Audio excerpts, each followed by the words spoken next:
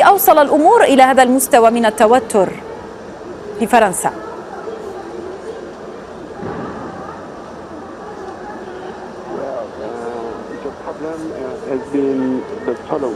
المشكلة هي كالتالي: الناس الأكراد، الجالية الكردية، والذين هم مرتبطون بحزب العمال الكردستاني، طلبوا الحماية من الشرطة لأنهم رأوا بأنهم في خطر. وبعد ذلك هناك عملية تحقيق جارية الآن في ما يتعلق بقتل الناس الأجانب الذين لا يعتبرون فرنسيين. وكان في السابق حالة مشابهة، والنتائج لم يتم التصريح بها إلى الآن. إذن فبالتالي هناك غضب شديد ضد الشرطة الفرنسية التي لم تستطع توفير الحماية لهؤلاء الناس. أي نوع من المسؤولية تتحملها السلطات الفرنسية سيد إيف في تعاملها مع مثل هذه الأحداث، استهداف الأقليات الجاليات الأجنبية في فرنسا؟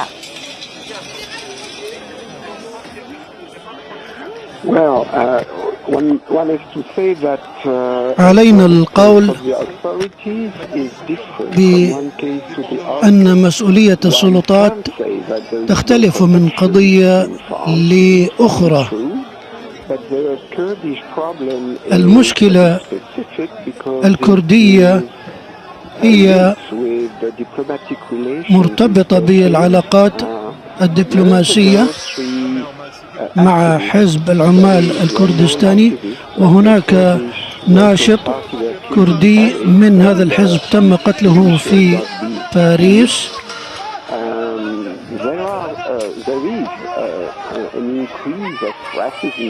وهناك زيادة في وتيرة هذه الأحداث في فرنسا، وهذا أمر واضح.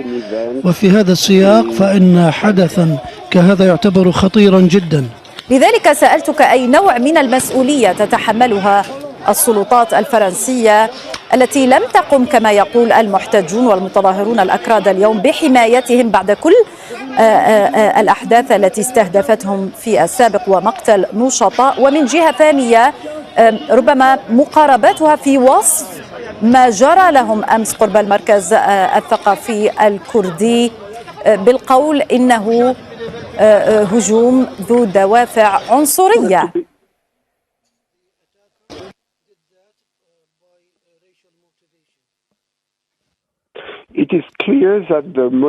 واضح أن هناك دوافع، ولكن بالنسبة لهذا الشخص هل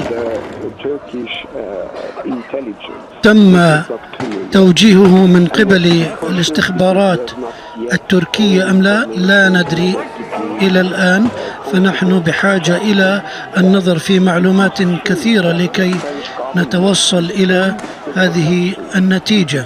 حول تفاصيلها وتطور الموقف هناك ينضم إلينا مجددا حافظ مريبح. حافظ، كيف يتطور الموقف إذا؟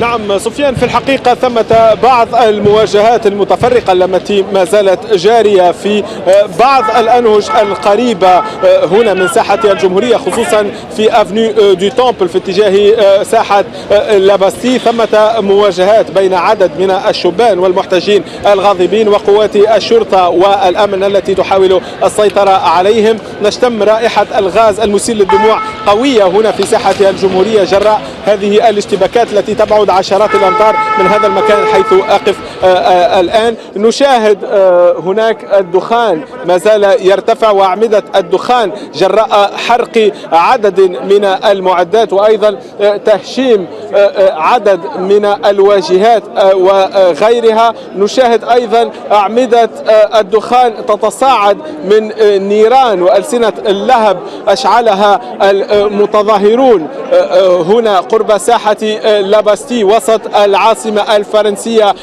باريس للتعبير عن غضبهم بعد هذا الهجوم الذي يصفونه بالعنصري وأيضا بالإرهابي ذي الدوافع السياسية كما يقول المسؤولون الأكراد والمتظاهرون الأكراد. هنا نشاهد النيران ما زالت تشتعل، هذه النيران أضرمها المحتجون احتجاجا على ما يعتبرونه تقصيرا من السلطات الفرنسية في حمايتهم، لا سيما وأن المسؤولين الأكراد يقولون إنهم سبق أن طالبوا من السلطات الفرنسية بتعزيز حماية مقارهم وبتشديد الحماية الأمنية على الجالية الكردية، خصوصا وأن هذه الفترة من العام تتزامن مع مرور نحو 10 سنوات عن هجوم مماثل لهذا الهجوم. في الحقيقة راح ضحيته 3 ناشطين أكراد آنذاك.